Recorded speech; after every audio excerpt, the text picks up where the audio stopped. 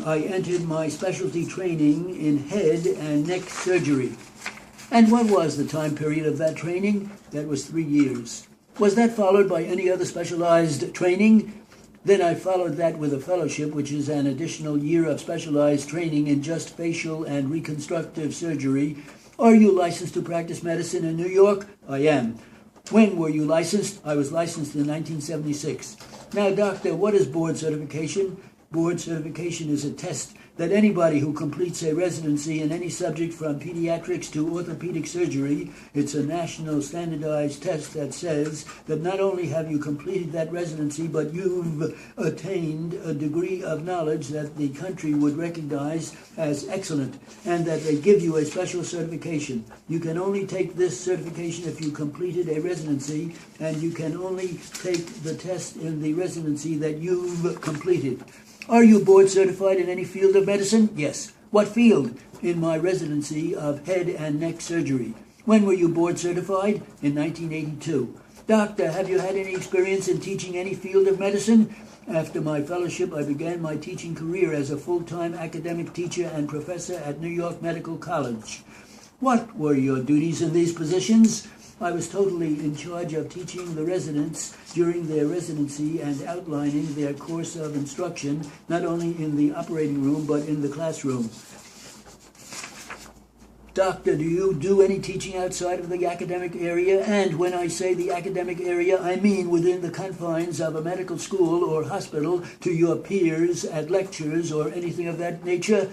I've been teaching for 20 years. I've given over 30 presentations and published close to 30 research papers. Doctor, do you have any upcoming plans to do any teaching in the immediate future?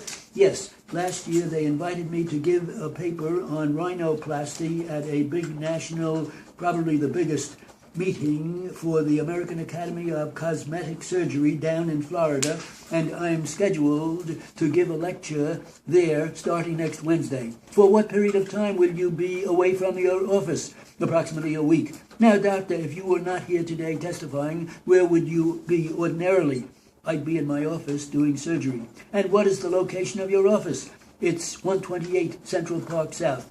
What are the cross avenues with regard to that location? 6th Avenue and 7th Avenue.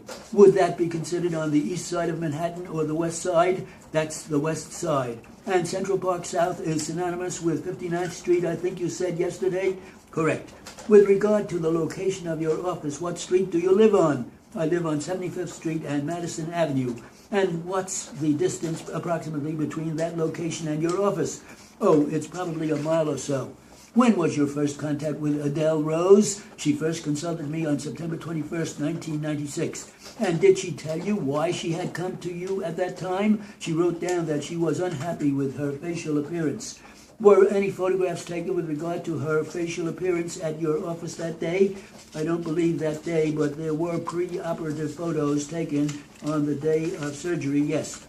Which was when? 10/11/96. Now, could you tell the jury what took place at that initial consultation? The initial consultation is just a general information gathering. Did you evaluate her at that time as to whether the type of surgery she was regularly requesting would be appropriate for her? I did. And what was her evaluation? My impression was that she was a 66-year-old woman in good health, that she was very reasonable and rational in what she wanted. She did, in fact, look older than her stated age, and the complaint she had relative to her wrinkles and laxity of her tissues were, in fact, realistic, and I thought she was a very good candidate. What type of treatment did you propose to her? As we discussed, a facelift, which I think we're all aware of what that is. It's a tightening of the tissues around the face and the neck area. And also, she was concerned, was she? She was concerned about a little bit of puffiness under her eyes, as well as some extra skin under her eyes. These were two separate procedures that you had discussed with her? Two separate procedures done simultaneously or coincidentally, that's right. Doctor, prior to performing a procedure on a patient, you testified on direct that you would refer them for evaluation by their own primary care doctor or internist, what have you, and with regard to an eye surgery to an ophthalmologist. Is that correct?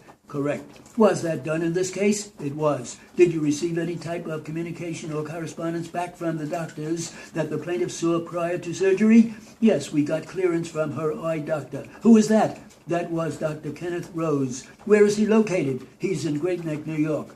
Did his note that he provided to you have a date on it? Yes, 10/8/96. She saw him. What is the substance of his note? That she had a normal eye exam and that she could go ahead with her surgery. She did have cataracts. Yeah, that was too fast.